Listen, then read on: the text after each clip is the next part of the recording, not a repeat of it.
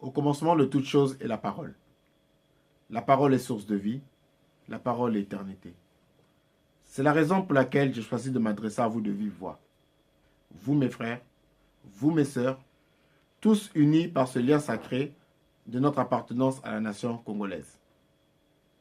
Comme vous le savez, notre pays, la République du Congo, est à nouveau plongé dans les ténèbres de l'histoire. Ceux qui nous ont plongés dans ce cycle infernal ont pour objectif de nous faire subir l'histoire au lieu que nous en soyons les acteurs.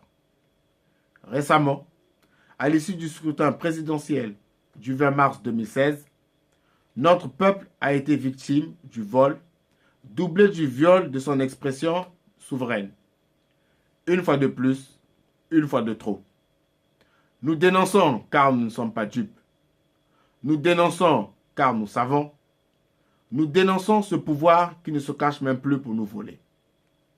Nous dénonçons car tous les jours et partout dans le pays, de braves citoyens, de gens ordinaires, dont l'unique tort est d'aimer les valeurs démocratiques et de vouloir les défendre, sont emprisonnés, enlevés, torturés, tués.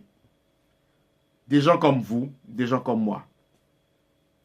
Dans un profond mépris de l'idée démocratique et des principes fondamentaux des droits humains, nos leaders politiques de tous bords ont été emprisonnés, privés de liberté de réunion, muselés dans leur expression.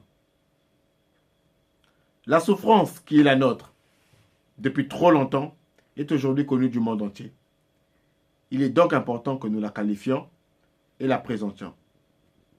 Nous, Congolais, subissons dans notre propre pays une dictature clairement coloniale, assurément clanique, évidemment tribaliste, absolument antidémocratique, incontestablement antinational.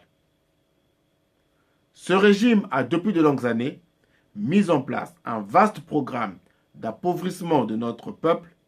Il vole, il pille et brade nos précieuses ressources économiques pour s'enrichir lui et ses complices de l'étranger. Lequel d'entre nous a-t-il réussi à investir durablement sans avoir à verser un pourcentage de son gain à un membre du clan ou à un de ses intermédiaires étrangers? Lequel d'entre nous a pu suivre une scolarité, réussir un parcours de formation sans avoir à se poser la question de l'utilité finale de cet apprentissage? Fonder une famille sans vivre dans le doute quant à l'avenir? Les clés de notre économie sont entre les mains du clan et de ses associés.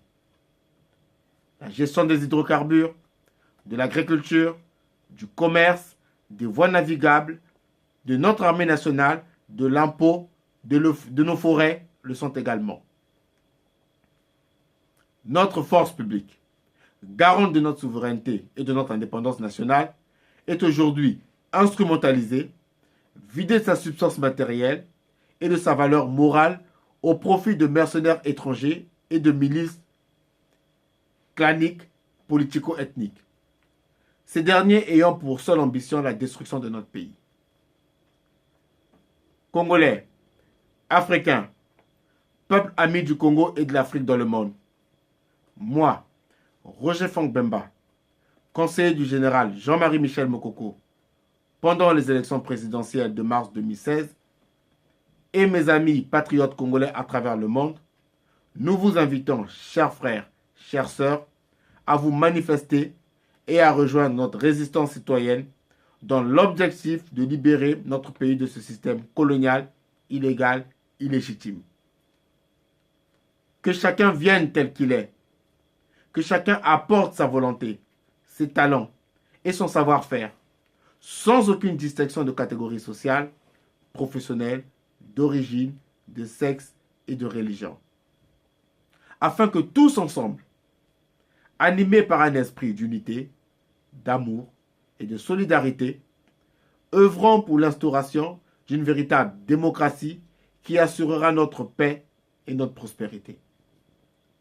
Pour cela, il nous faut soutenir de toutes nos forces nos différents leaders politiques qui luttent sur le terrain dignement, avec force et courage pour le retour de la démocratie dans notre pays. Ils ont, pendant les dernières élections présidentielles, fait preuve de sagesse, d'unité et de clairvoyance. Ils sont notre honneur, notre courage, notre fierté. Enfin, nous, citoyens pauvres, car pillés, spoliés et opprimés dans notre pays, nous qui n'avons rien, nous qui avons faim de justice et soif de paix, unissons-nous.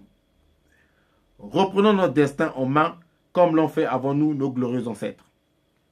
Comme le font aujourd'hui de nombreux peuples à travers le monde. Écrivons le nouveau récit du peuple congolais. Réenchantons la vie bantoue. Écrivons ensemble les plus belles pages de notre histoire, celles dont hériteront nos fils et nos filles. Nous ne sommes pas seuls, car Dieu est au-devant de nous et le peuple est avec nous. La communauté internationale et les nations amies d'Afrique, d'Asie, d'Europe et des Amériques nous attendent, car elles espèrent notre sursaut populaire pour nous soutenir.